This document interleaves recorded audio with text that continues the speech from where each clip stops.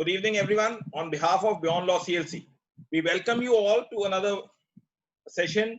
As we have promised during this lockdown time, when this idea of Beyond Law CLC was conceived by the team, that we will bring webinars on a different perspective by speakers of eminence. Amongst us, we have Honorable Mr. Justice J.R. Midha, a judge of the Delhi High Court. He needs no introduction as such because his judgments as a judge speaks for itself. And secondly, when he was a lawyer, he had an immense practice and he was also teaching in the Delhi University in CLC. Fortuitously, CLC with Beyond Law and CLC, though has no connection, but Mr. Midha on the previous session had given us the immense insights on the motor accident claims. Today, there's another facet which is quite close to Justice Midha, not only as a judge, but his judgments also speak, law relating to false claim. If one goes through, Varun Garg has written that the voice is cracking. Could other person also inform as to whether the voice is audible? I will just check it out. Now, is it fine?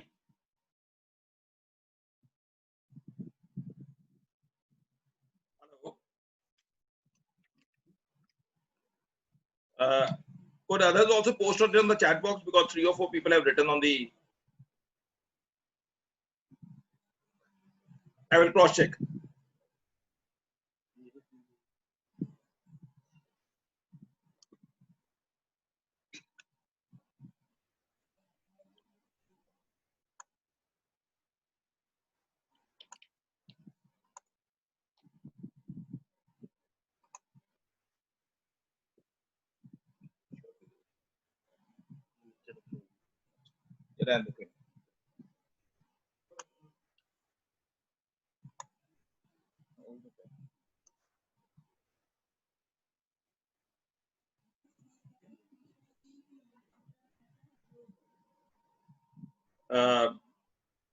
Now we have tried to resolve the issue.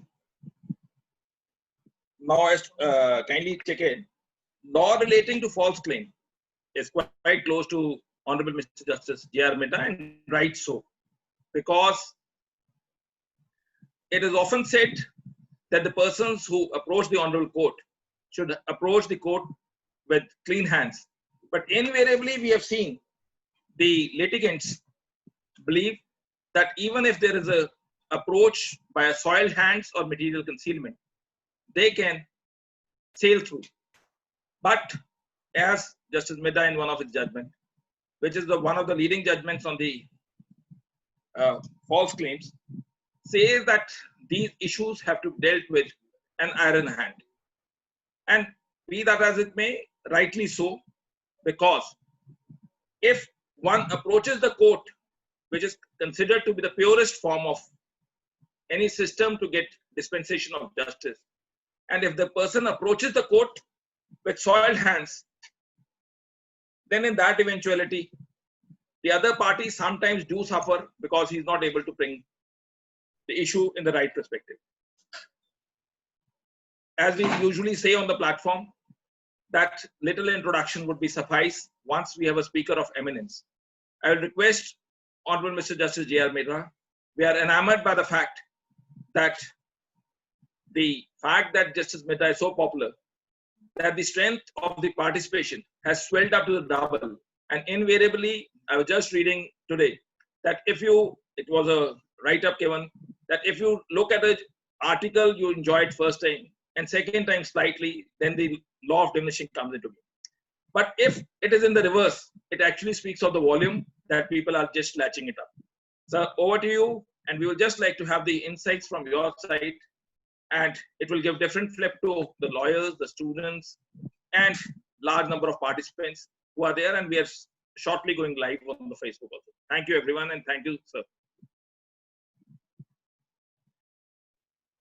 Thank you, Vikas. The audibility at your end now is an issue. Voice is all right? I can ask the participant at least. I am not being able to hear it. Is it audible from, sir, just speak 2 sentences. Yes, I welcome all the viewers. I welcome the judicial officers also during this webinar. It's, everybody is writing very low. Akshay, could you just post it? So others are writing very low, so you will have to check it at your end.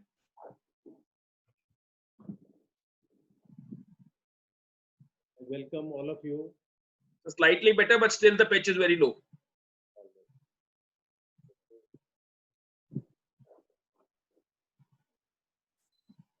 So could you just check the volume bar at your end on the laptop or a desktop, wherever you are? Right side, it should be on the right side with the icon of the. I will reconnect on the other system. Just give me 1 minute. Slightly better if you can still see the volume. Is it all right now? I can just ask. Slightly better, but still the audibility is in it. And just reconnect in one. Yes, sir. But one is writing now clear. Just speak 2 sentences. We can just see how things move on. Is the voice okay now? Can we go ahead, or shall I just reconnect? So it says slightly better. We can still try it again. You can just log in once again. Just wait. Just wait.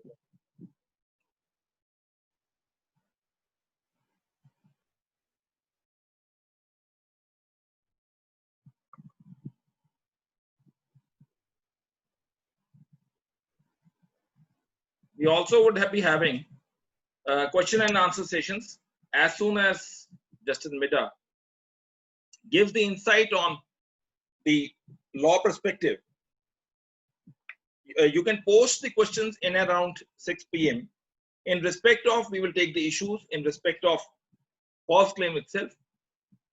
The question and answers will not be beyond the topic, because as we all know that during the webinars, the issue regarding the time management is also a perspective.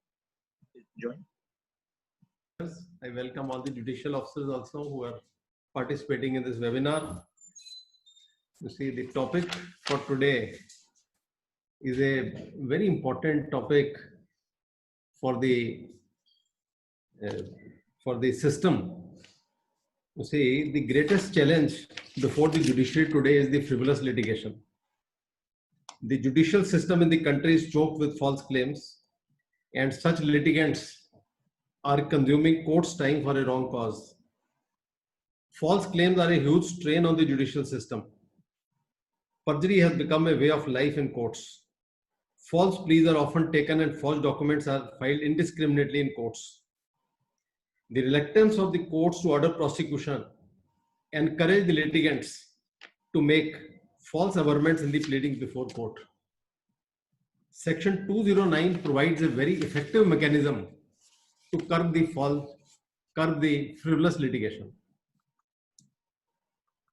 Before proceeding further, I'll read section 209. Section 209 says, dishonestly making false claim in court. Whoever fraudulently or dishonestly, or with the intent to injure or annoy any person, makes in a court of justice any claim which he knows to be false, shall be punished with imprisonment of either description for a term which may extend to 2 years, and shall also be liable for fine. Now, section 209 was incorporated as back as in the year 1837. You see, on 15th June 1835, the Governor General constituted the Indian Law Commission to draft the Indian Penal Code. The Law Commission at that time submitted the report on 14th October 1837. In that report, the Law Commission at that time they proposed section 209, and they mentioned that similar provision is not there in English law.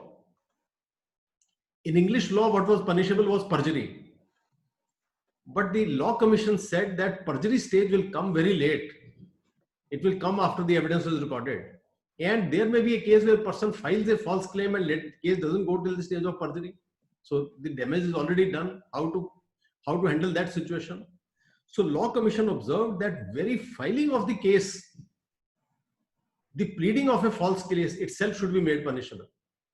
So the Law Commission was of the view that this provision should be incorporated so that very filing of a false case or a false claim before the court should be made punishable. So then 209 was incorporated, and at that time the same law was not there in other British countries. And when it was incorporated here, then similar law was there in Singapore and other places where the Britishers were ruling. So same 209 was incorporated there. So section 209 makes the very filing. So let's say one person files a case, a civil suit, and he makes a false statement. Then on the very first day, the action can be taken against that person. But section 209 was not, you can say, has not been invoked since then. And we didn't have any Supreme Court judgment on this point. Although the Supreme Court has a number of times said that we should evolve some mechanism, we should take action, but prosecution under 209 has not been ordered. Then this court had the Delhi High Court had the occasion to interpret section 209 in a judgment in 2016, which is HS Bedi versus National Highway Authority of India. So in that, the Delhi High Court interpreted section 209. Now there was no case law. Then the Delhi High Court came across a judgment of Singapore Supreme Court. That was a very interesting case which has been discussed in HS Bedi's matter. Now in Singapore, it is a 2010 matter of Singapore Supreme Court, and it is a very interesting matter. In Singapore, before the Singapore Supreme Court, a matter came where there was a property dispute relating to the sale of a property. Now the lawyer there for the plaintiff had participated in the negotiation of the property, and the property price which was fixed was lesser amount, whereas when the case was filed, this is a case of Bachchu Mohan Singh versus Public Prosecutor of 2010 Supreme Court. The lawyer who was for the plaintiff, when he filed the case, he said that the sale consideration was 4,90,000 Singapore dollars, whereas the amount which was actually negotiated and discussed was 3,90,000 Singapore dollars. So the defendant filed a complaint for false claim under 209 against the lawyer of 36 years standing. And in that case, before the district judge, it was proved that yes, the sale, the money which was negotiated was 390, and it was very much within the knowledge of the plaintiff's counsel, and he has made a false claim. So the district judge convicted the counsel and gave him 3 months imprisonment. The matter was challenged to High Court. The High Court, in appeal, confirmed the conviction but reduced the sentence from 3 months to one month and 1 lakh fine. The High Court judgment was challenged before the Supreme Court. Supreme Court finally, on some technical ground, acquitted the counsel, but interpreted 209 very nicely. It is one of the very fine judgment. This is discussed in detail in HS Bedi, but if you read that full judgment of Supreme Court, where the very nice elucidation as to what is the meaning of false claim, when can it be initiated, how the proceedings can be initiated, the entire law is discussed. So this entire judgment has been discussed in HS Bedi, para 9 onward, and the law in other countries also discussed. What is the law relating to false claim in US and other countries? That has also been discussed in the judgment. So after discussing the entire law, then also the Supreme Court judgments which say that frivolous litigation should be shot down at the very threshold in a Supreme Court 1977 T. Arvindam matter. Then subsequent judgments where the Supreme Court has time and again said that wherever the false claims are raised, action should be taken. So then the Delhi High Court interpreted and then said that 209, then guidelines were laid down in 209 after interpreting 209. Two guidelines I'll just read. This is the conclusion portion of the judgment. Then we will discuss how this judgment has to be operated. Section 209 of the Indian Penal Code is a salutary provision enacted to preserve the sanctity of the courts and to safeguard the administration of law by deterring the litigants from making a false claim. However, this provision has been seldom invoked by the courts. The disastrous result of not invoking 209 is that litigants indulge in false claims because of the confidence that no action will be taken. Making a false averment in the pleading pollutes the stream of justice. It is an attempt at inviting the court into passing a wrong judgment, and that is why it has been treated as an offense. False evidence in vast majority of cases springs out of false pleading and would entirely banish from the courts if the false pleading could be prevented. The justice delivery system has to be pure and should be such that persons who are approaching the court must be afraid of making false claims. Whenever a false claim is made before the court, it would be appropriate in the first instance to issue a show cause notice to the litigant to show cause as to why a complaint be not made under section 340 CRPC for having made a false claim under section 209, and a reasonable opportunity be afforded to the litigant to reply to the same. The court may record the evidence if considered necessary. If the facts are sufficient to return a finding that an offense appears to have been committed and it is expedient in the interest of justice to proceed to make a complaint under section 340 CRPC, the court need not order a preliminary inquiry. But if they are not and there is suspicion, the court may order a preliminary inquiry. For that purpose, the court can direct the state agency to investigate and file a report along with such other evidence that they may be able to gather. Before making a complaint under 340 CRPC, the court shall consider whether it is expedient in the interest of justice to make a complaint. Once a prima facie appears that the offense under section 209 has been made out and it is expedient in the interest of justice, the court should not hesitate to make a complaint under section 340 CRPC. So these are the principles which have been laid down after interpreting section 209 and the judgment of the Singapore and other judgments and looking into the law in the other countries. Now question arises, how do we invoke section 209? So few examples we can discuss. Now one very interesting case I will discuss here. That is a reported case. You see, it is a case named Kiran Kanodia versus Indian Railways. In that, it is a very interesting case. There was a girl who was staying in Faridabad with her parents. Her father was a washerman, and that girl was educated by a NGO, and finally she got a job. After completing her education, she got a job in Infosys in Hyderabad. And the first visit after her job, she was coming back to her home to meet her parents. So she had got large number. She was very excited coming back and having well settled in life. And she has got number of gifts for her parents and her family members. And she was sitting in the train, which was the reserved compartment, which was the last seat near the door. So near the Palwal railway station, I think it was Palwal, when the train was slowing down, a thief pulled the bag from her hand. She was holding in her hand. And when she resisted, the other person, accomplice of that thief, pulled the girl towards the gate.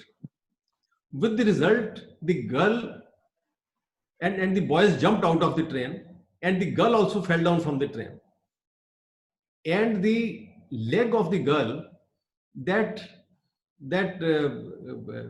got into those stairs from which stairs of the train, and the train was moving and she was hanging from that, and the leg was in between. So people pulled the chain, and she was taken out and again pulled back. Some people put some cloth over it, and the train was again said that it should be taken to the railway station.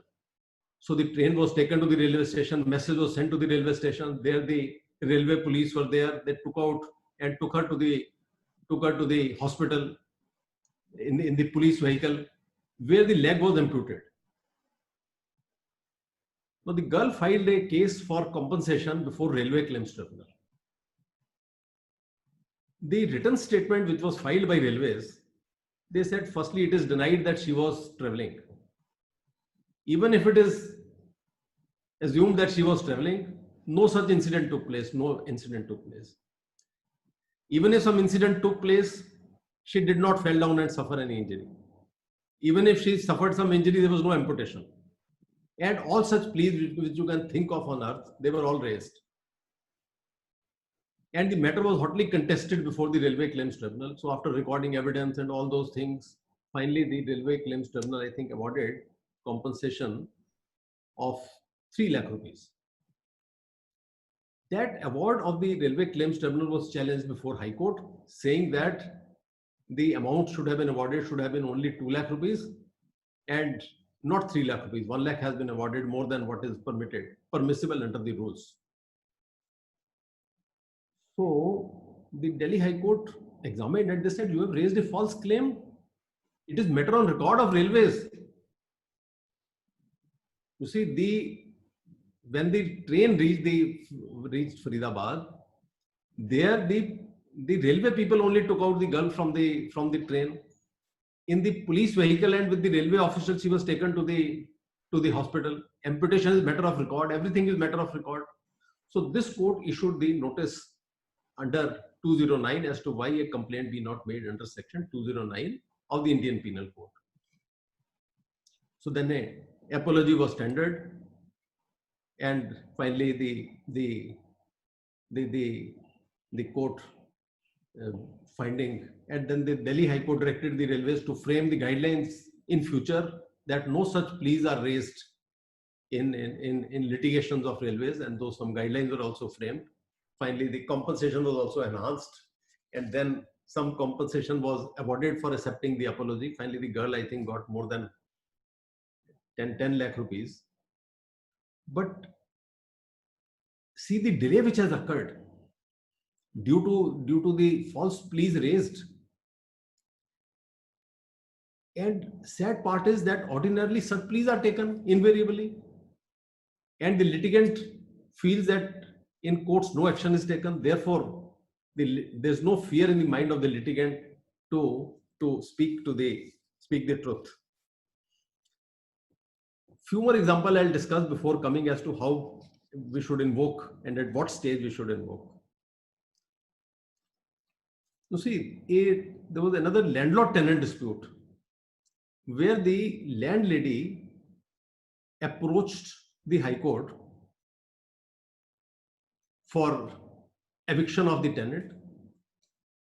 The landlady was a senior citizen, about 80 years, a doctor, and she had let out a basement in South Delhi to a tenant for 60,000 per month for 3 years. And then the tenant, after the initial payment, was neither paying the rent nor vacating, and more than 3 years, and the amount due was more than 20 lakh rupees.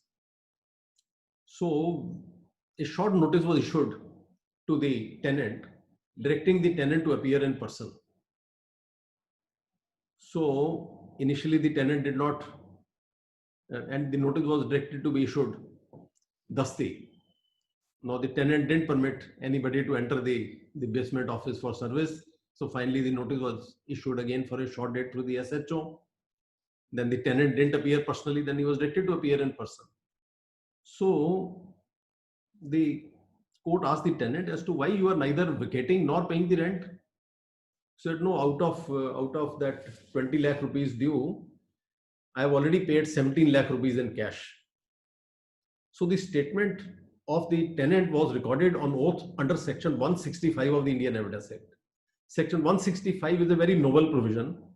Section 165 of the Indian Evidence Act empowers the judge to record the state, examine any person on oath at any stage, whether a party or not, and direct production of any document and ask any question, whether relevant or not, provided that the judgment shall be based only on facts declared by the Evidence Act to be relevant.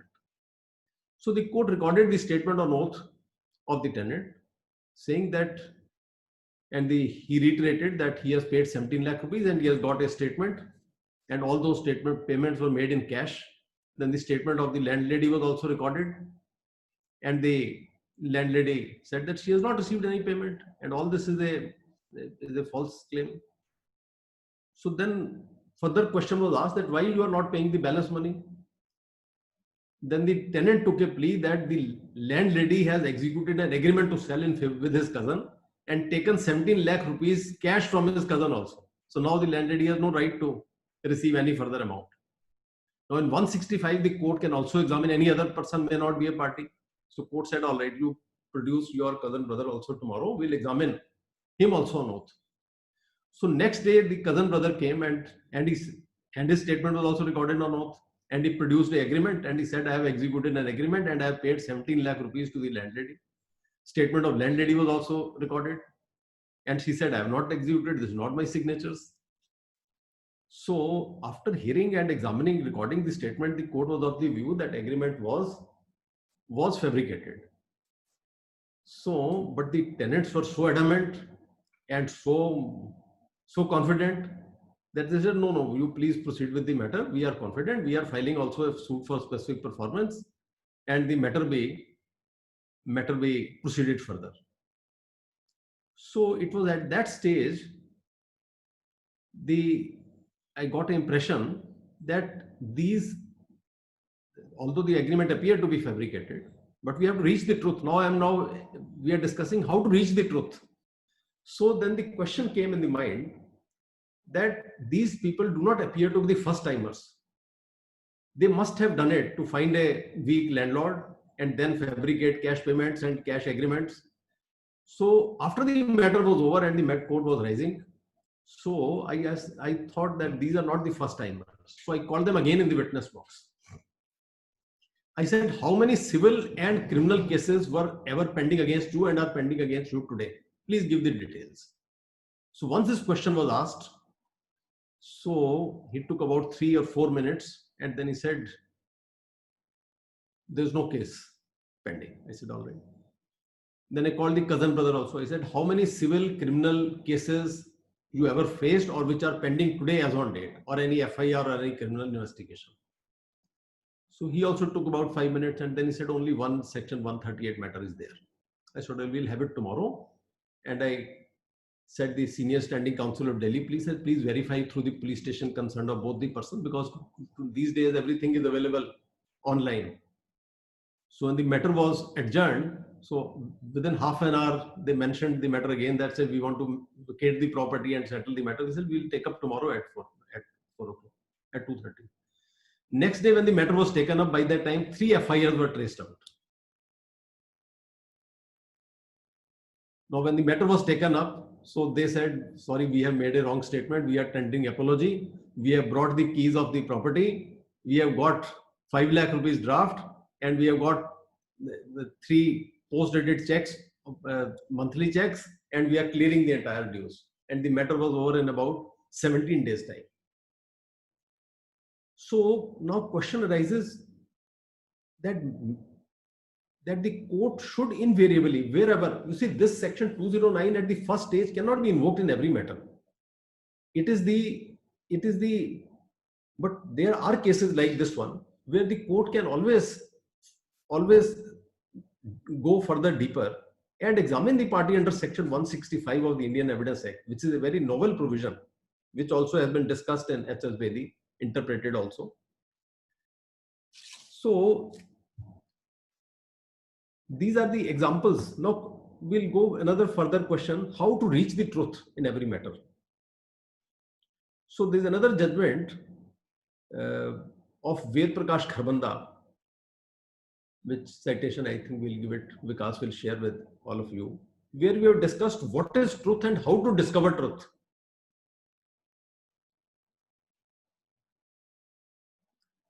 You see, when in a case where the case is based on oral evidence and both the parties and the witnesses, they come in the witness box and they make the statement and they are not shattered in cross-examination. Now, how will the court reach the truth? How will the court find as to what is truth? There are two very, very novel provisions in Indian Evidence Act, Section 3 and 4.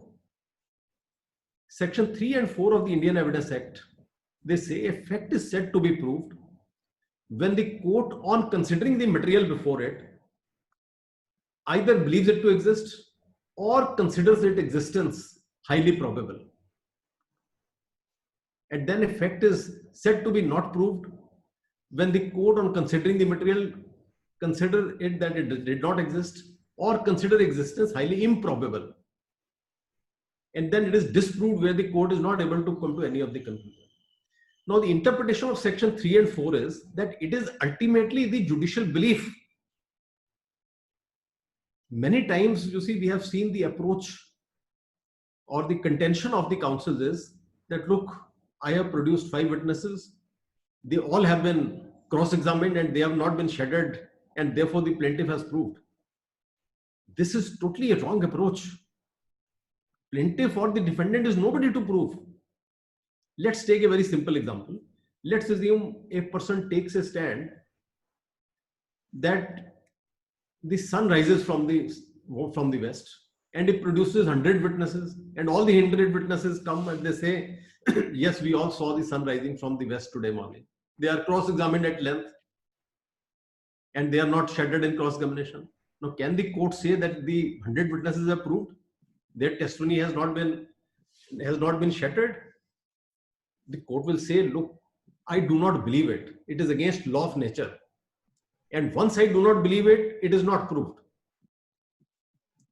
So therefore, 100 witnesses may come. Similarly, let's assume a person says, plaintiff says that I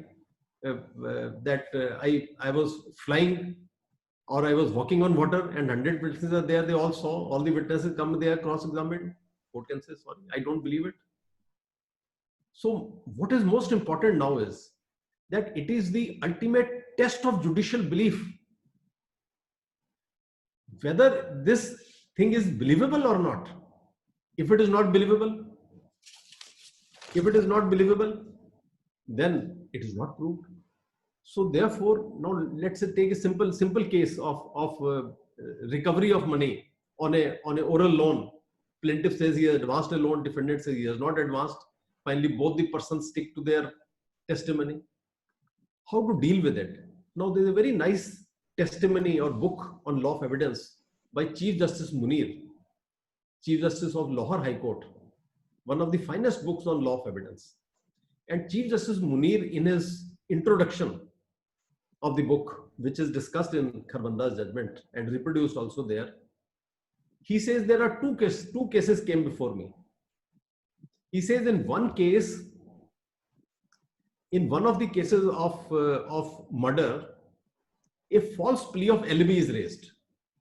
That at the time of the murder, the person was 200 kilometers away and he was involved in a road accident matter, and he was not at that place where the murder has taken place. And he produces false witnesses to prove the plea of alibi. And those witnesses are not broken in cross-examination. And there is another case of murder where a person is falsely prosecuted and false witnesses have said that they have seen him committing murder. And a true plea of alibi is raised by the accused, saying that at the time of the murder, he was 50 kilometers away and was involved in an arms act matter. Now he says, and witnesses of the prosecution and witnesses of the defense, both are in cross-examination, not shattered. So meaning thereby the evidence in both the cases is the same. Now, how to decide the two cases? So Justice Munir says that law of Evidence Act tells us what facts are relevant. First, section 1 to 55. Then Evidence Act also tells us who has to lead evidence, onus is on whom. Then also rules of evidence.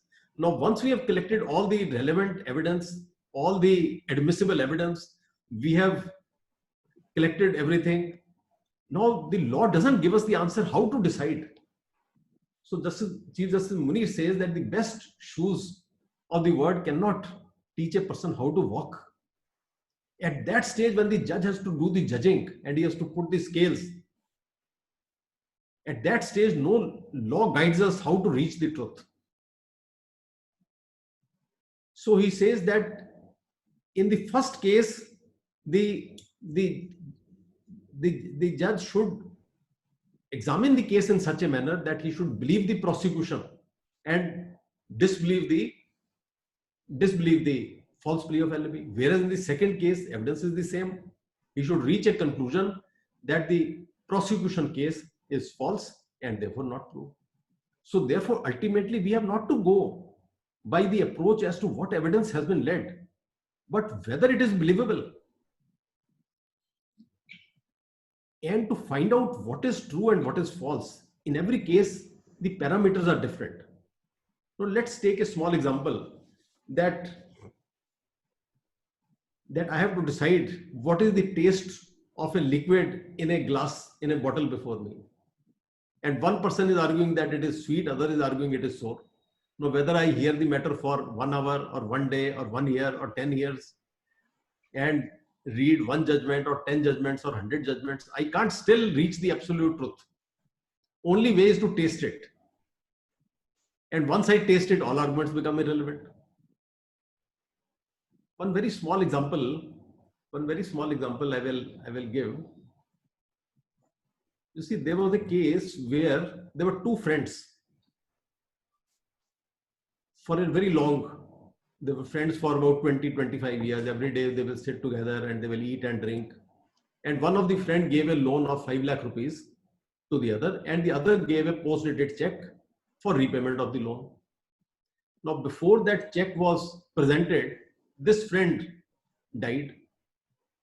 And the other person, he presented the check, it was dishonored and it resulted in 138. So defense taken by the widow of the deceased was that the deceased had left blank signed checks in his cupboard. And when this friend came for condolence and the dead body was lying, so he stole the blank check from the cupboard and he filled it up. Now tell me, is this plea believable?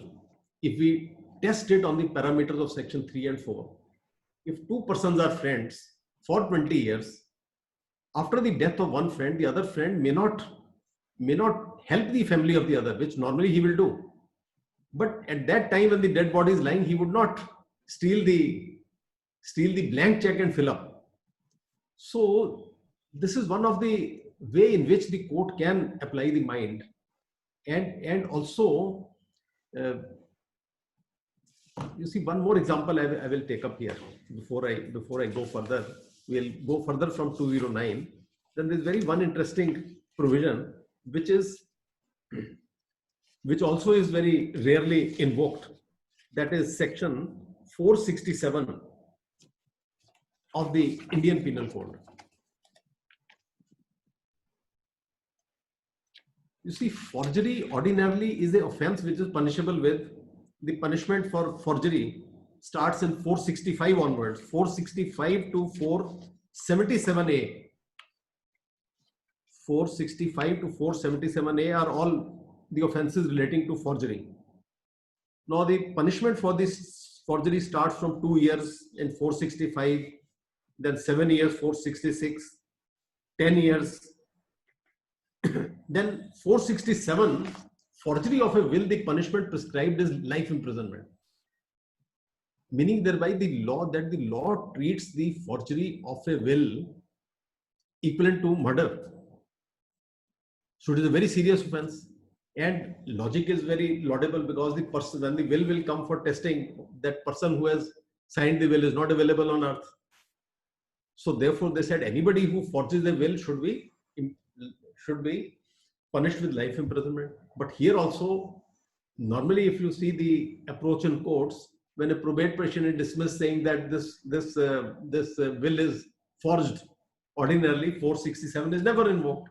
So therefore there is no fear or any danger in the mind of a person who fabricates the will and comes to the court that anything wrong, anything worse can happen.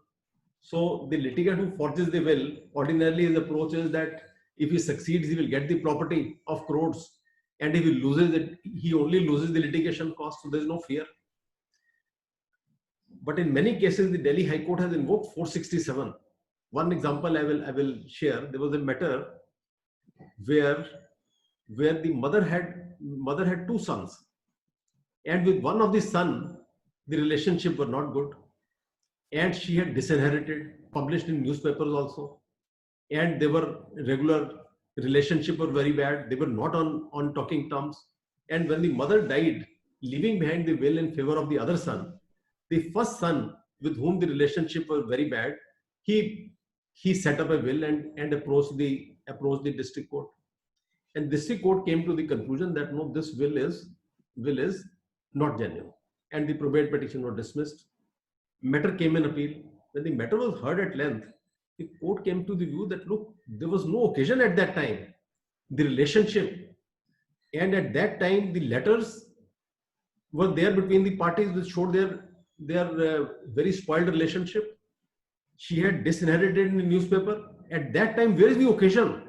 It does not at all fit in the sequence of things that at that stage the mother could have executed a will. So then the court issued notice that, all right, by the time if you want to proceed further, please also issue a show cause notice that if you're not able to convince, that why you should not be prosecuted. At that stage, he withdrew the appeal. So question here is, unless we are and force this 209, the first case in which Delhi High Court invoked 209 is mentioned in H.S. Bedi's judgment. First was the H.S. Bedi judgment where there was a landlord-tenant dispute and the landlord raised the false claim. So while disposing of the appeal, the Delhi High Court issued the show cause notice to the landlord as to why he should not be prosecuted under 209. So it tendered apology and the matter was set at rest by imposing some cost.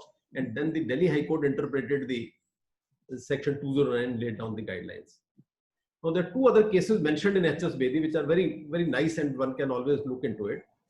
The first case is where a person had taken loan from the bank, Punjab and Sindh Bank, in 1961, 2 lakh rupees. The loan was not repaid. So the bank filed the case for repayment of the loan. So in that case, in 1965, a settlement was done that the person said the mortgage property you please appropriate against the loan. And the bank also valued the property and found that yes, this property is worth the loan amount. So a settlement was recorded in 1965 that this person has given his property to the bank towards the repayment of the loan. Settlement was recorded and case was closed. After 50 years, in 2014, a suit is filed in district court for setting aside of the settlement and for declaring that borrower to be the owner of the property. So the district court dismissed the suit, saying it is a frivolous litigation, against which the matter came in appeal to the High Court. The High Court on the very first date, after hearing the matter, the court said prima facie it appears that a false claim has been raised. So a show cause notice is hereby issued. And to please reply to the show cause notice, we'll hear you further. If you are able to satisfy, you will discharge the notice. If you are not able to satisfy, then you will not go out from the same door. Then it will not merely be the dismissal. Then you will have to suffer the consequences of 209. That is the first case where 209 was invoked prior to even H.S. Bedi, before even the law of Singapore judgment was examined. So after matter went on for few hearings and finally no reply was filed and the apology was tendered that sorry, we are tendering our apology, please permit us to withdraw the appeal. That was the first case. This is mentioned in H.S. Bedi's judgment. Then second case in which 209 was invoked was a more interesting matter. There the tenant took the property on rent for 2 years. After the expiry of 1 year, the landlord filed a suit for recovery of possession and a decree was passed on the ground of non-payment of rent. So the tenant came in appeal to the High Court saying that look, the lease is for 2 years, only 1 year has expired, entire rent has been paid, post-dated checks have been taken. So the High Court issued the notice in the appeal and stayed the operation of the decree. Now the landlord approached the court for vacation of stay saying that the tenant has concealed that the checks have been dishonored and 11 lakh rupees is due. So tenant was again called that, look, you have not disclosed that 11 lakh rupees is due. And you said that the entire up to date payment is made. So tenant said, no, now I am prepared to vacate. I am prepared to submit the keys. But the court said, you deposit 11 lakh rupees dues. He said, no, I have no means to deposit. Now, if you see, this offense will not come in the offense of perjury, but false claim was made. Maybe orally, although he had not said in the appeal also that 11 lakh is unpaid. But orally, the statement which was made was recorded in the first order, that the lease is for 2 years. 2 years have not expired. Up to date rent has been paid. Post dated checks have been given, and therefore he should be protected. So after pleading with the tenant number of times to pay, and he was not in place, I have no money. Whenever I'll have the money, I'll pay, but I am today handing over the keys and please let me, I don't press the appeal. So once 20 appeal was disposed of, but 209 notice was issued. And finally that 209 notice resulted in the payment of 11 lakh rupees plus also the cost of 1 lakh. So this is a very novel provision. So 209 has to be, for invoking 209, we have to take recourse to 165, and also we have to see the principles of section 3 and 4 of the Indian Evidence Act. And in cases of wills, 467 is again a very novel provision. So, and if 209 is invariably invoked, but we have to be very conscious that 209 cannot be applied in a casual manner in every matter. It has to be a case where the things are apparent on the face of it. And at whatever stage we feel that yes, 209 is made out, the notice can be issued. Although we may decide it at the end only, we may not decide at that stage. So, but if 209, now we are coming to the implication. You see, today as on date, we find that the litigant has no fear of law. He feels that, look, if I win, I will get the fortune. If I lose, I only lose the legal fees. He has no other consequence. But once the litigant feels that yes, coming to the making a false, if he has made a false claim and the court invokes 209, then it is not merely dismissal of the case. Then he will not go out from the court from the same door from which he has entered. And that will reduce the false claims considerably. And only you see, to my mind, the litigant have to fight only on true pleas, no? Whosoever may win or lose, whatever is there, so far as the factual claims are concerned, it should be true pleas. It should not be false pleas raised. Then one last matter which I will discuss, which was again a very interesting matter.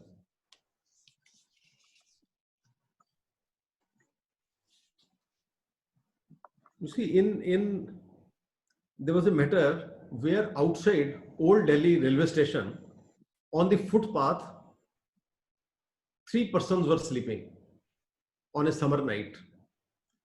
At night, around after the midnight, an engine was shunting inside the Old Delhi railway station, which is called Kodiyapul, and the engine could not apply the brake, and the engine broke the dead end and then broke the wall, outer wall, and the wall fell on those 3 persons, and those 3 persons died.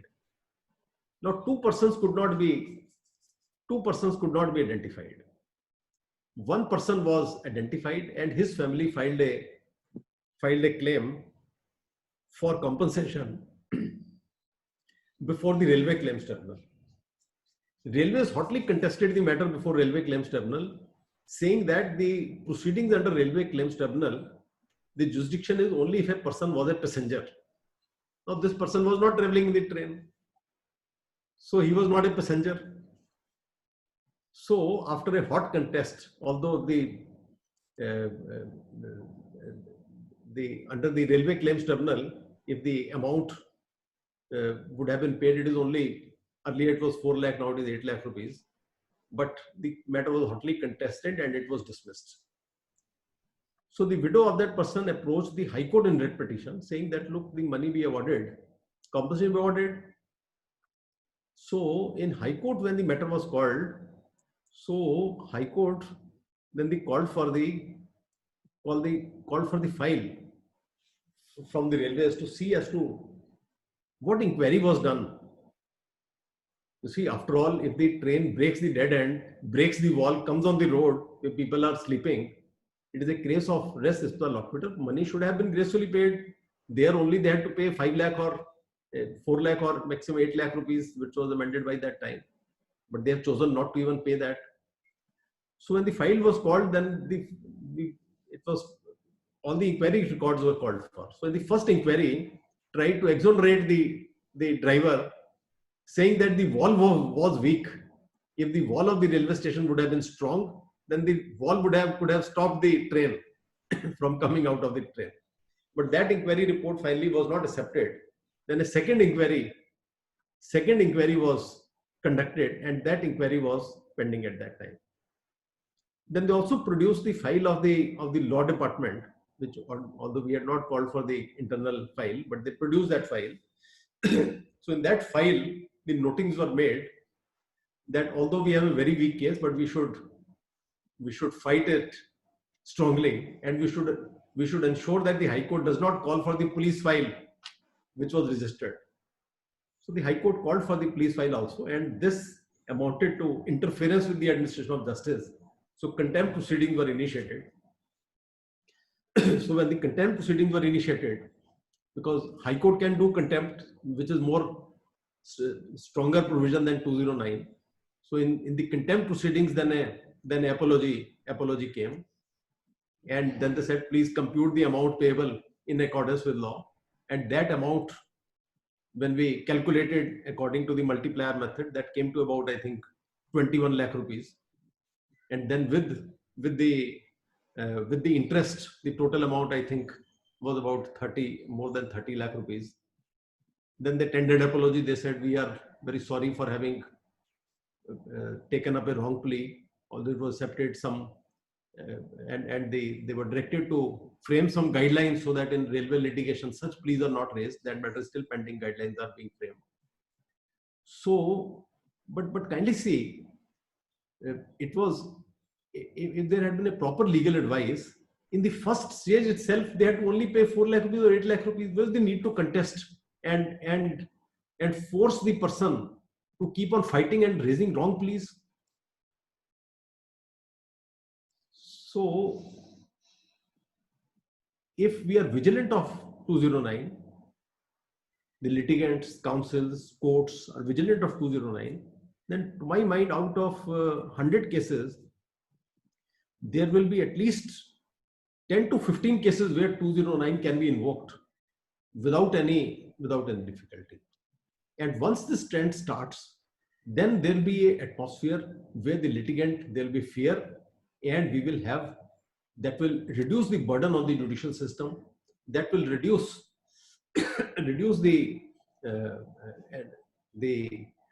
also the prestige of the judicial system, and also the confidence of the litigant that ultimately in the courts the truth prevails. So although I have got a number of other examples and incidents, because it is, you see, more than I think 50 cases 209 has been invoked, and in most of the cases the person has chosen not to contest and tender an apology and seek permission to withdraw, which has got two benefits. One, at least the litigant, number one, that litigant realizes that, look, this is not going to work. You see, when will a litigant give this? When will the litigant bow down? You see, if out of 46 out of 50 people have not contested 209 at all, they said, please permit us to withdraw. We are withdrawing. We are not contesting. Like these two railway matters, even government has chosen not to contest. So a person gives up, he says, now see the first benefit which is there. Number one advantage is he realizes that, look, this will not go on. Now I may go in, therefore please withdraw. Number two, now there's a realization in future also. He says, no false pleas I'll raise in future. Number three, see the confidence on the other person. He says that, look, ultimately truth has prevailed. Number four, we save the time of the further litigation, which would have gone to a uncertain end, no?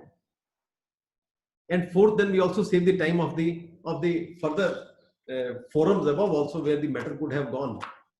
Then one more very interesting point. One last before I close. I think time is almost over, completing 1 hour. You see, there was a very popular and world famous cigarette brand in US with a particular name. Now, somebody in India, that cigarette was not in India. So somebody in India also took the same name and same design of the packet, same color combination, everything, and introduced in India.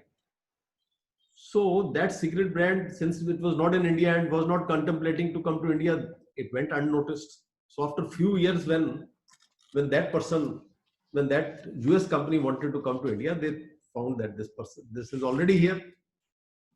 So he filed that. So that US company filed the case against the Indian company for injunction and violation of their trademark and copyright. So this suit was very hotly contested, and it went on for about 10 years. And the witnesses had to come from US. There were so many visits, and they were very strongly cross-examined. And finally, when the matter reached at the stage of final arguments, when the matter came up, so the court asked how much time will be required for final arguments. So that defendant's counsel said that, look, I will require at least 6 hours, and I have got 50 judgments which I have to cite, and 6 hours you give. So court said, all right, you first give an overview, let us see what is the matter. So after seeing the matter, the court said that how come same name, same color combination, same design, same everything, how could you do it? You first call the directors, we will examine them on oath under 165. But they said the evidence has already been recorded. I said section 165 says the court may examine any person at any stage. At any stage means either day 1 or on last day, before court is delivering the judgment. Court still wants to examine. So you can't object to it. We want to understand, ultimately we have to reach the truth only. And you see, in the court, everybody except the judge knows the truth. Both the parties know the truth, both the counsels know the truth, the judge is on trial to reach the truth. And whatever he decides, they know the answer, they will find out whether the truth has prevailed or not. So on the next date, all the 3 directors came. 2 were asked to go out of the court. First was examined, and he was asked that, did you take the decision? Who took the decision to adopt this name? Did you take? He said, no, I didn't take. It is the second and third one who took. So we called the second and third. He said, who took the decision? He said, the first one took the decision. All right. I said, were you aware at that time that this name is a popular brand in US? He said, no, we were not aware. I said, were you aware about the design and color combination and very complicated design like a playing card thing? They said, no, we were not aware. I said, then how come you could visualize this? This is almost being God, no? Even God will find it difficult to do it. Same. They said, no, we engaged a designer, and that designer did it. It is somewhere in remote area in a local place. I said, was that designer aware? He said, no, he was also not aware. I said, so he must be something above God. Without seeing such a complicated design, he will make the same design. You please produce that designer now. We'll examine him tomorrow. Now, when we called for the designer, now everything, in fact, there was no designer. It was just a printer. They had brought somebody would have visited abroad, taken that cigarette box and given it to the printer that please copy it and print it. Now, how can you produce a designer who could design it without seeing it? Now the designer won't come. So 2-3 dates, and finally they said, we want to close the matter. Please pass a decree. Now the other side said, look, we have spent about 50 lakhs on the litigation. They have forced us to fight for 10 years. 10 times the persons had to come from US to lead evidence. So the parties then negotiated on the cost, and finally 22 lakh rupees cost they agreed to pay. And the matter was over within, I think, 10 days of this commencement. So a matter which was ripe for hearing, which was contested for 10 years, and in which witnesses were examined from US, in which the counsels were ready to address argument for, they required minimum 6 hours, and they wanted to cite 60 judgments. And ultimately, what is the truth? And how to reach the truth? Again, we come back to section 3 and 4 of the Evidence Act. And Ved Prakash Kharbanda, we have discussed what is truth and how to reach the truth. Now here, if you see in the background, everything is very clear, no? You see, one can understand that the name, you pick up that name because without knowing that name, but same color combination, such a complicated design, same color design, same logo, everything same. Can it be done without seeing it? If you ask any layman. You see, I now go a little backward when this is the issue which I normally raise in whenever we address in law schools. Ultimately, the whole judicial system, all these rules of judicial system we have made how to reach the truth. And all human beings know how to reach the truth since the childhood. A small child also, when we were a small child, and we know when our friend or servant or spouse or parent or anybody friend is telling a lie, we always know, no? So how to reach the truth? This comes from the common sense. We know how to reach the truth. But here the rules have been made to help us to further reach the truth. But the rules have not been made to complicate the matter and never reach the truth. Therefore, if we invoke section 3 and 4 in a proper manner, and we invoke section 165 of the Indian Evidence Act, and also first we have to decide whether this is the case in which we should start this shortcut. And many cases on the face of it apparent, like the examples which we have discussed, they are on the face of it very clear.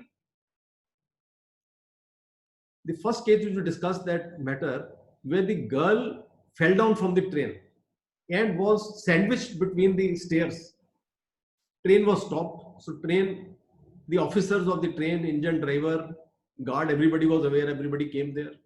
They sent a message to the railway station. Railway station, the station master, police, railway police, everybody was there along with the ambulance. The railway police and people took the girl to the hospital. The hospital, the girl leg was amputated. Everything was reported in newspaper. Now to set up a plea that firstly she was not traveling. No, she was on a reserved ticket. That reserved ticket also was matter of record. It was in the railway records. Firstly, she was not traveling. Number two, even if she was traveling, there was no incident. Number three, even if some incident took place, she didn't fall down. Number four, even if she fell down, there was no injury. Number five, even if there was injury, there was no amputation. Now tell me, to reach a truth, do we require to go through the entire circle? But the matter took many years, even before the Railway Claims Tribunal. Although it was good for the railways would not have challenged the matter would not have come to the High Court and would have reached to that conclusion. Although they landed up paying, I think, more than 12 or 15 lakhs instead of 3, which they were directed to pay by the RCT.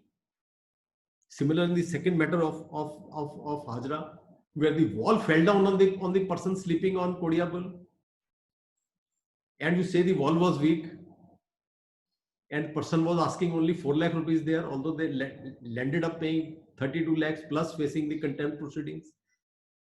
But question here is, in the first instance, no action was taken.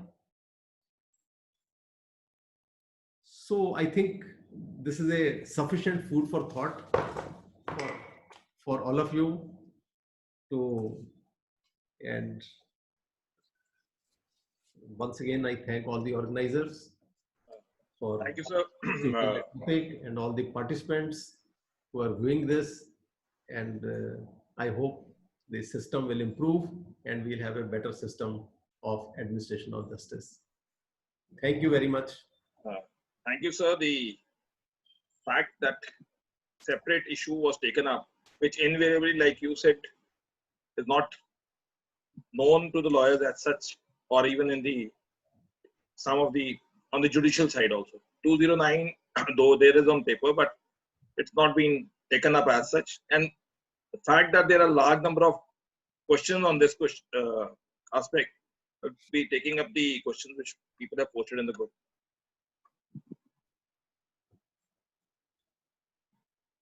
And Akshay Chaudhary has actually helped. He has posted the judgments which you had cited. All right. All right. Thank you, Akshay. One is, what is the difference between 209 of IPC, perjury and contempt? No, you see, perjury will come after the evidence stage comes, and 209 can be started at any stage whenever a false claim is raised, and contempt only High Court can do it. 209, any court can do it. That is very clear. We have discussed. Right. TV Suresh. So please guide us. This, in fact, many people have asked, because invariably in MACT we do get these issues. Please guide us on the application of section 209 in the MACT where false claim is being raised up.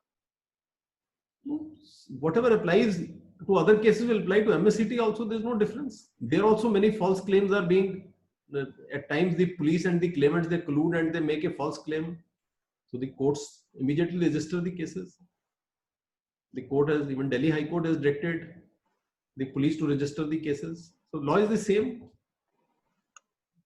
for every type of case. This MACT is no exception. And then two persons invariably the same question.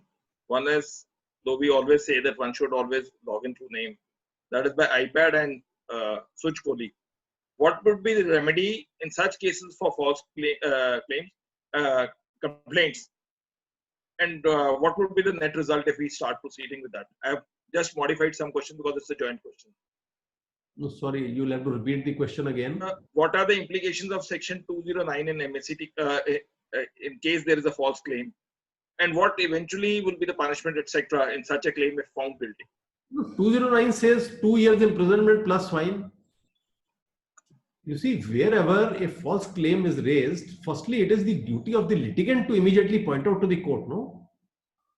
That, look, this is the absolutely false claim. And he can show the material on the basis of which he says that. For example, like we have seen that 2 railways matter, things were on the face of it. But the cases, nothing was done because nobody took up the issue. So first duty is of the litigant. But once the litigant takes up, then it is the duty of the court to see first, yes, whether it falls in that category or not. As I said, it cannot be done in every matter where the court feels that no, this has to be seen at the end. We'll see at the end then. But if there is a doubt, then even notice can be issued at the initial stage, and it may be decided at the later stage. So it all depends on facts of each case. Today we are only discussing the interpretation of 209, and I have discussed some very clear examples where on the face of it, one can say, yes, it was made out. So this is a question, in fact, pointed to you, which Mr. Vijay Bhatia says. Section 340 is not running in lower courts due to Qasam Sharma's judgment given by your lordship. Delhi family courts and courts are lingering on this matter. Well, that is a separate issue. In maintenance matters, we have said that 340 should wait till the time matter comes to an end. So we have said one can initiate 340, but it will not be seen at that stage. There are different reasons for it in matrimonial litigation. First, we have to decide the main matter also. You see, for example, one person starts the proceedings, let's say divorce proceeding, and the other person starts 340. So we have to reach the main, decide the main case also. 340 should not scuttle the main proceedings. That is the reason we have done it. It was done after a lot of deliberations. There are different reasons for it.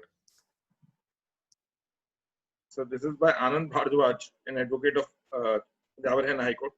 Is it a discretion of the court to invoke 209 or a right of the other party? No. Section 340, you see, there is a judgment of one Sunil Kumar Mittal. One should go through that.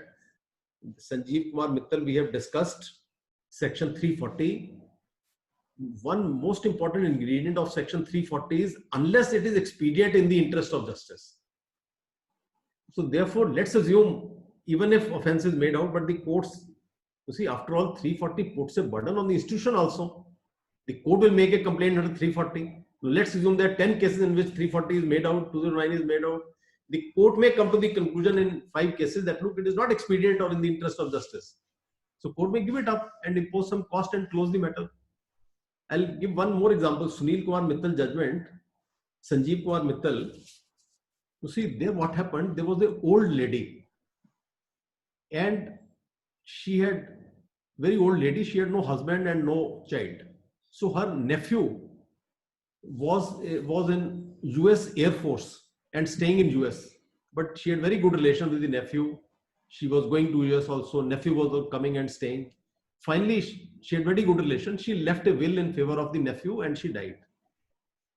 After she died, since the nephew was in US, so he came to India to sell the property. So he showed the will and gave a photocopy to a property dealer. So he went back. Now, after some, and in the meantime, he applied for mutation to DDA of the property on the basis of will. Now, in the meantime, now the property dealer had that will with him and also the signatures. So they prepared a will after that date of the same lady and applied for conversion. So DDA issued the notice to the nephew in US that somebody has applied for conversion and these are the documents. So nephew got the copy of the forged will and immediately by email sent a complaint to the police in Delhi. Fortunately, police was very active and immediately on that email the FIR was registered. When the FIR was registered and the police went to catch that person to come out of it, he filed a probate petition and took bail on the ground that it is a civil dispute. And in probate, he got the stay that nothing to be done in the property because probate is pending. So when the probate came before me, everything was apparent now. Now kindly see, the facts of this case are so clear. Does anybody have doubt about the case? So when the case came before the court, so court said, please call the petitioner and both the witnesses together tomorrow and we'll examine all the three together. It is not difficult to reach the truth. Things are very clear. So once this order was passed, they stopped appearing in the hope that court will merely dismiss the case in default. It was a probate matter. Ordinarily, the matter would have been dismissed in default. But the court dismissed it and issued invoke 340 and directed the police to register the matter and investigate and produce them. And there we have discussed the entire law. Now you've seen the background. Whether this is expedient in the interest of justice. Now kindly see, the court also said it is not merely one person who has filed the probate who must be involved. There must be a property dealer, there must be a cartel to find out the people who are staying abroad and have properties in India to fabricate the documents. The court said, please find out how many people are involved in these activities. So if we have to apply expedient in interest of justice, it is expedient. But let's assume there are two persons below poverty line. They're fighting for loan of 5,000 rupees, oral loan. So you can't reach absolute truth. And there somebody tries to invoke 340. Is it expedient in the interest of justice? My answer is no. Therefore, to the questioner I am answering, 340 we have to see whether it is expedient in the interest of justice or not. So I have given you two wide examples and so many other cases which we have discussed. They all were where it was expedient. Taking cue from what you had said of that, what about sunrises of the East? We had one judge, Justice R.L. Anand, in one of its judgment, he said that the state invariably will take, let's assume you have pleaded that state, the sunrises in the East, irrespective of the fact that he said the dockets have increased like anything, for the simplicity that the state will always file a reply denying this fact, and then they will ask you to prove that yes, sun actually rises from the east or ice actually floats on the water. So because of these reasons, sometimes one feels that irrespective of the fact that you mention it, that it's a covered matter, yet invariably you find it in the written statement, it will be said the facts and circumstances of the case actually do not apply. So what is your take on that in such like situation? Can we say that it's a 209 or we will have to wait for the judicial pronouncement? No, kindly see, 209, one can't merely blame the judicial system for not invoking 209. 209 was was added as back as 1837. 1837 is the report. I think IPC may have come sometime later. So 1837, 1937, and we are now reaching 2037. So 200 years we have not invoked. Now, can we blame the courts alone?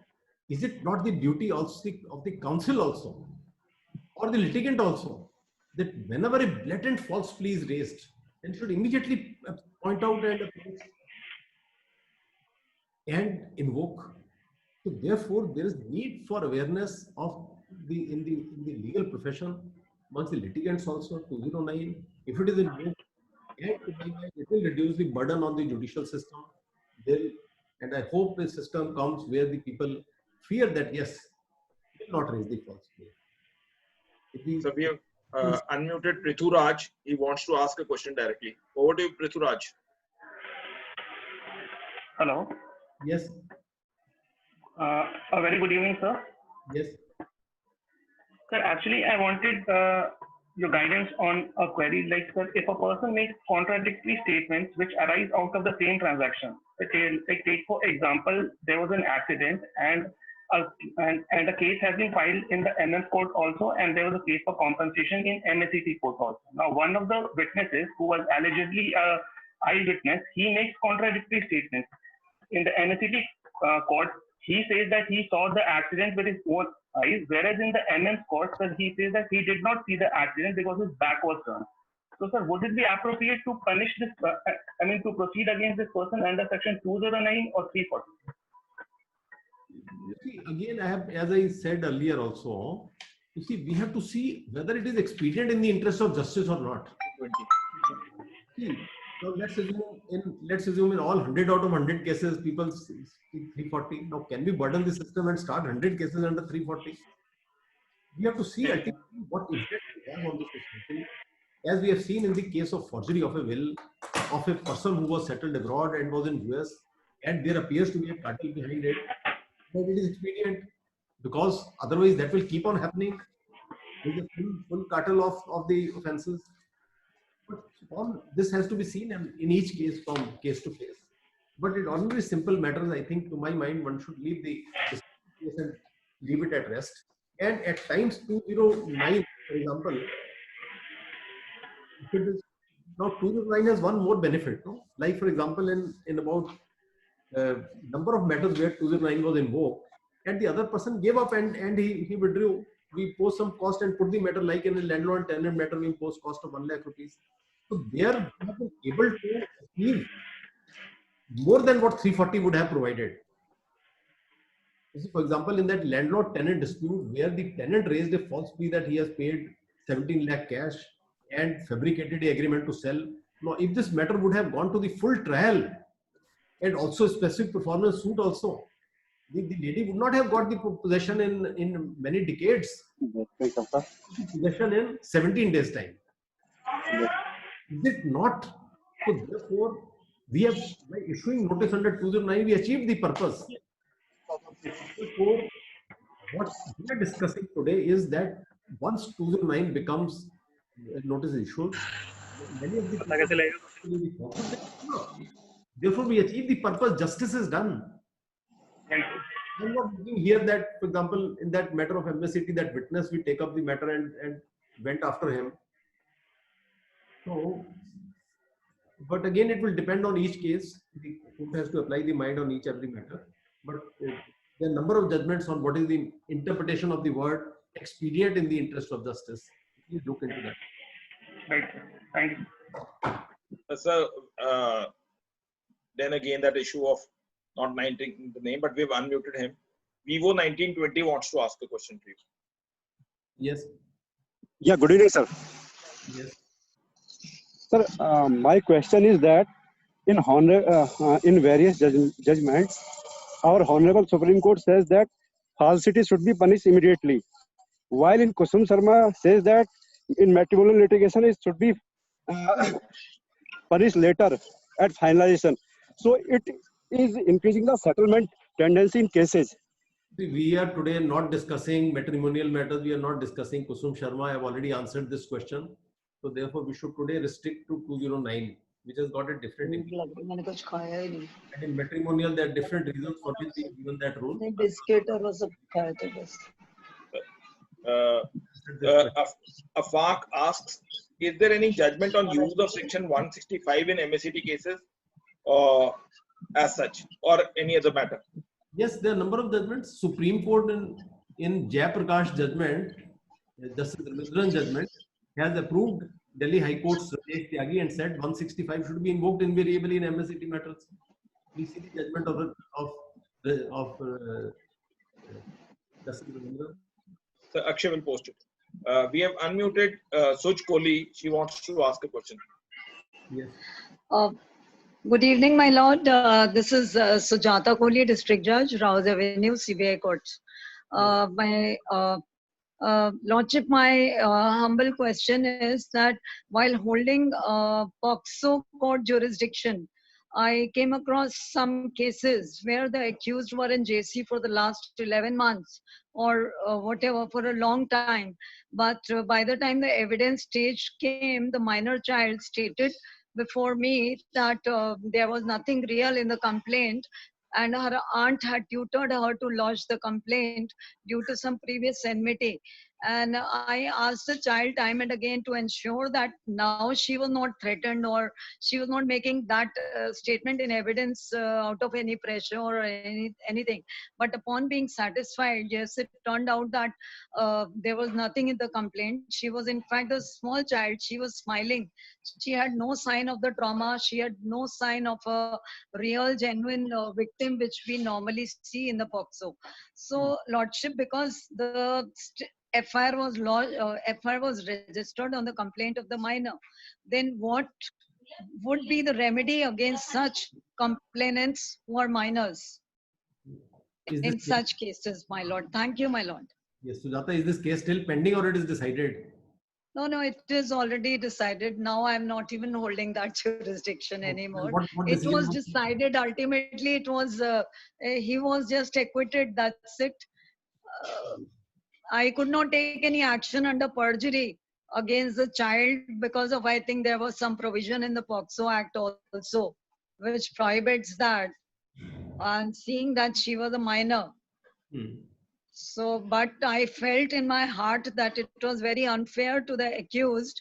And there were two accused persons who were throughout in the JC, no bail, nothing. And then at the end of the day, what do they, I mean, why this hardship can be, how this hardship can be avoided, and such like false complaints, how can we discourage them? You see, I think we should not discuss the pending case or even matter may still be in the appeal, no? No, Lordship. We'll discuss that. Was not. All right, we'll discuss Thank that. you, Lordship. I'll not discuss on this platform, no? Thank you. Some case which is... Thank you, Lordship. Yes.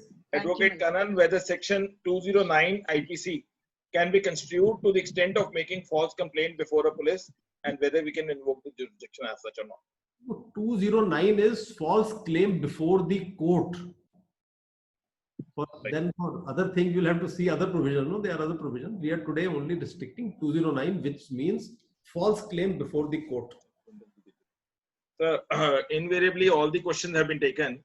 As usual, the previous session was enriching, and the fact we would like to place on record, the number of participants which we got today is one of the highest in the last 1 month, though we have touched 990 in one of the sessions. And irrespective of the fact, this is what we are talking on the Zoom platform. And also on the Facebook Live, the participants are more. And the interesting feature of today's session is that we have a lot of judicial officers participating, primarily from Delhi. It shows the volume. People believe that today what they will get will be a session which will actually go well within their legal brains to put the things forward. And as you rightly said, that once proceedings under section 209 have done, it again has a little overlapping. What I could gather was just like mediation, that once the matter is settled, you don't have any appeal, etc. So it settles as and when the notice is settled and the party admits his fault. Then the dockets of the courts also invariably come down. Amongst us, we have Mr. Ravinder Dudeja, who played a pivotal role. He was an instrumentality in helping us to connect in many ways. I'm unmuting Mr. Ravinder Dudeja for his words. Mr. Ravinder Dudeja, we are unmuted you. Mr. Ravinder? Just so it's fine. So the chat box is full of the fact that large number of participants, invariably we do not get on the chat box. We do have questions coming in, but the chat box is full of the fact that it was an enriching session. The topic was interesting, and the insightful session will go in a long way. That's the crux of the entire chat, which I think more than 100 chats we have received, that the session had its own facets and it taught them many things, effectively how to deal. So before parting and before proposing a formal vote, one question Sahil Gupta has asked: how to effectively deal with the vehicle implantation case in the MSCT? Because large number of questions there will invariably are with the marriage or MSCT. You see, again,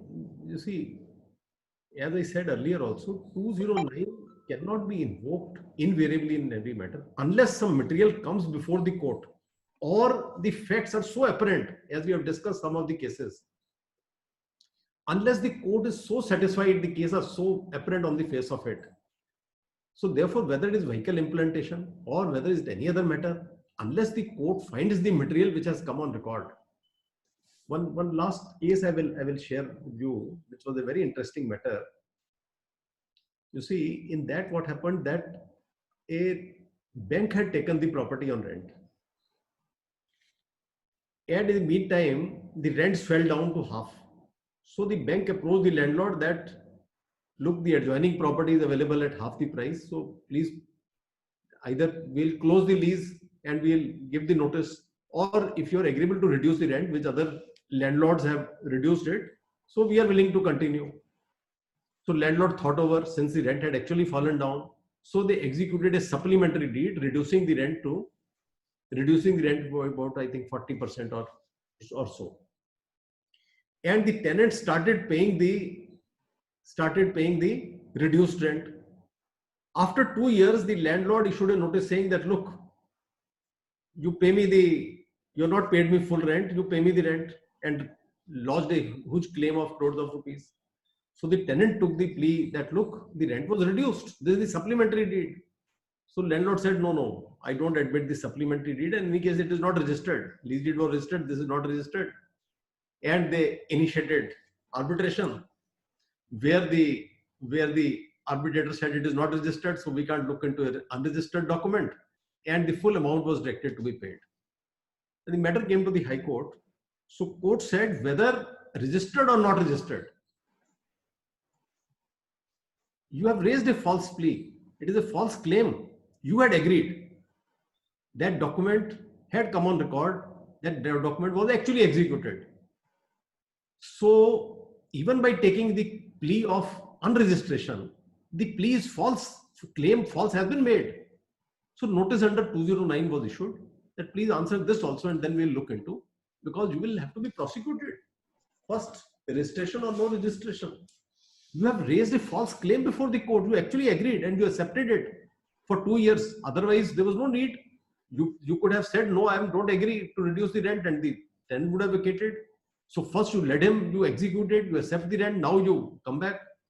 So that finally, by that 209, the matter ultimately was amicably closed and the parties agreed. So again, I'm saying, connecting to the same question, whether it is vehicle implantment, whether it is some other matter, unless the material comes on the record or it is apparent on the face of it. So many of the cases you will find they are apparent on the face of it. You find the material, it is already on record, like the 2 railways matter which we discussed. They are apparent on the face of record. Therefore, it is the court which has to take a call. Number one, whether things are apparent on the face of record or something has been pointed out the other side, whether this case can be put to an end at this stage, and whether it is expedient. So therefore, and my experience is that whatever we have taken, 90% cases have gone out of the system. So therefore, if this is done, at least there will be change in this society, in this system, administration system itself. So this is the way in which it should be looked. Thank you. Mr. Dudeja, you will have to unmute at your end. I've read the message that you have not been able to do. You will have to unmute the button on your on the screen to unmute yourself. You will have to right click. As long as that icon is reflecting as the with the mute button, we will not be able to hear you. Mr. Dudeja, unmute. Probably there's some problem on his side. Amen. So be that as it may, I can, as you said, that one should be able to gauge it. I can understand that Mr. Dudeja. I've received a message from Akshay. He's saying just ask him to press the space bar. Mr. Dudeja, try to press the space bar.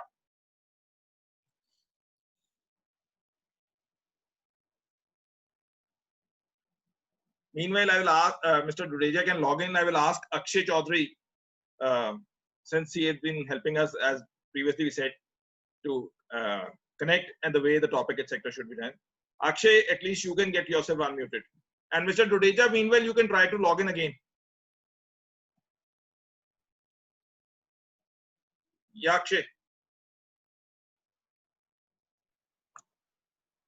Akshay Chaudhary.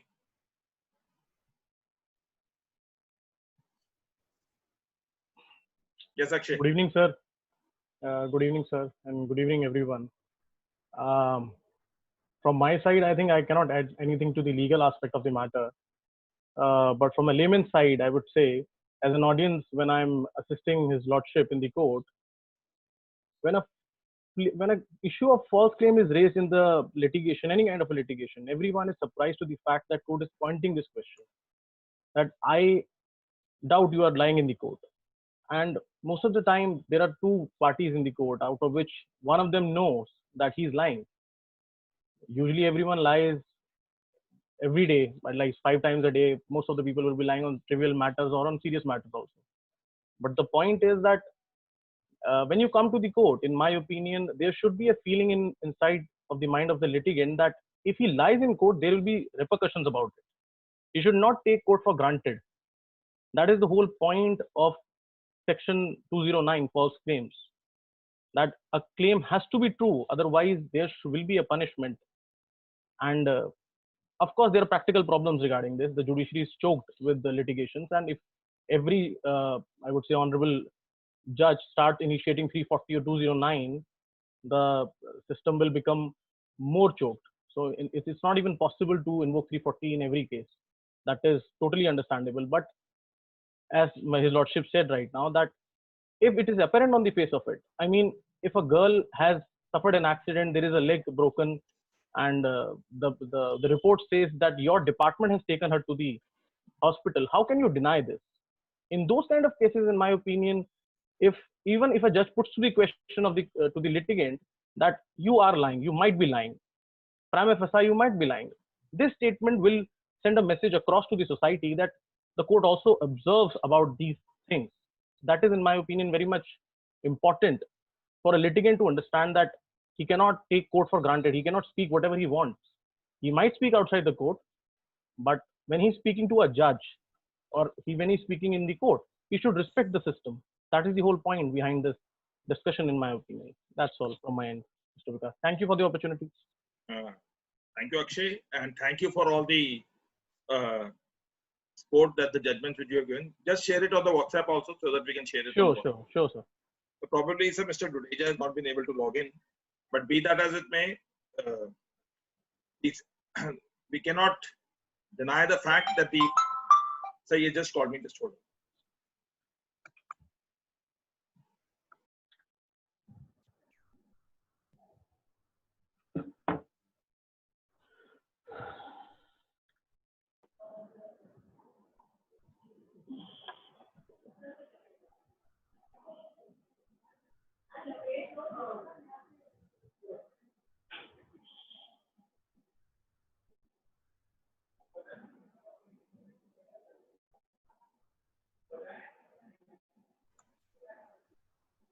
So Mr. Dudeja is rejoining on the issue. One question has been asked is, no, he doesn't know. So whether provisions of section 209 would apply to the Arbitration Act or not. Yes, it will apply. But arbitration matter in court.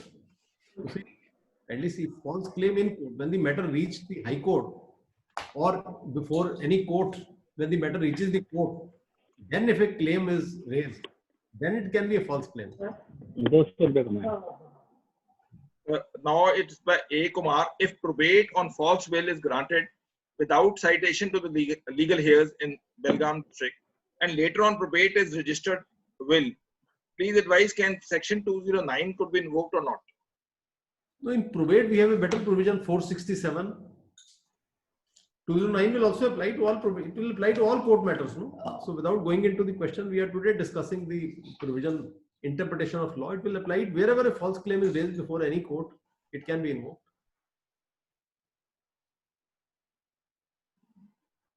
I was just Akshay, could you check whether Mr. Dudeja has been able to log in? Whether CRPC applies to the DV Act for this purpose?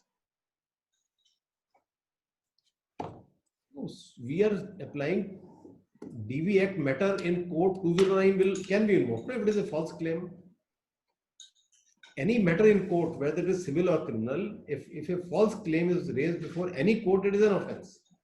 So whether it is DV court or MSCT court or an arbitration matter in court, it has to be before the court. So the bottom line is that wherever it is involvement of the court, then yes, 209 will come into being. And be that as it may, the judgments which you have given, then in that eventuality, obviously, they are the detailed one. Because that NHI judgment is a quite detailed and exhaustive judgment. Yes. It has covered invariably all the issues. Mr. Akshay, whether he has joined it? I think he has not been able. But, thank you to all the participants who have participated in the webinar. The topic as such itself was at the first brush looking to the aspects that how it can be handled, law relating to false claim, because we all talk that sometimes the litigants believe that the courts can be taken on right because there's no punitive action as such being taken. But the insights given by Justice Midda gives a different flip to the mind, and it was a good food for thought for the mind, which we have all learned. And once there are judgments, which there are already in the chat box and which we'll be sharing on our WhatsApp group, I'm quite sacrosanct that the entire flip gamut under the section 209 would be in a different perspective. Whosoever is on the platform, either who are participating here or live on the Facebook, that or once they watch it on the YouTube, once this session is uploaded. Thank you, sir. The words cannot actually express the manner in which, so Mr. Dudeja has just joined before we say, the way subtly you have explained it, and once again, as I said, it's one of the highest participation on the platform itself, irrespective of the Facebook. We are actually enlightened by the way the things have been described, the way things have been given a different dimension for all of us to understand. Mr. Dudeja, we are handing over to you a last attempt over that. Mr. Dudeja, kindly come on the video as well as you have to unmute yourself. Mr. Ravindra Dudeja.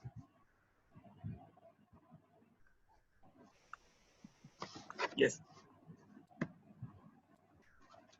Good evening, Lordship, and all present here attending the webinar. It's a great attendance, sir. Whenever we have heard Justice, Honorable Justice, it has been a great pleasure and delight to have you. Thank you for enlightening all of us on the subject. I'm sure everyone present here has learned a lot, and I'm also sure everyone has a great evening and we always depend upon your guidance, sir. And as our host has also said, that insight from you would give a great feeling to everybody. So thank you very much. So, before we part for the day, one thing Mr. Dodeja has shown two things. One is that where there is a will, there is a way. He has shown the way to come back. And second is that what we have always learned, try until you succeed. So eventually there were a lot of glitches, technical glitches, etc. But once there was a will for him to join back and his endeavor to join back, and he continued to try and ultimately he succeeded. And that is what the entire gamut is. Let's assume somebody tries to take the court for a ride. 209 is the way to look things forward, to help the dockets down in a way that people know that what we say, that there is a carrot and the stick theory. Thank you, everyone. All those who participated in this session. Everyone stay safe and stay blessed and healthy. Even during the lockdown, if one can get himself increased in the knowledge, the pinpointed submissions made by Justice Midda in a topic which is having a large perspective, it is an exceptional session. Thank you, everyone. Thank you. Thank you, sir. Thank you, sir. Everyone stay safe. Thank you.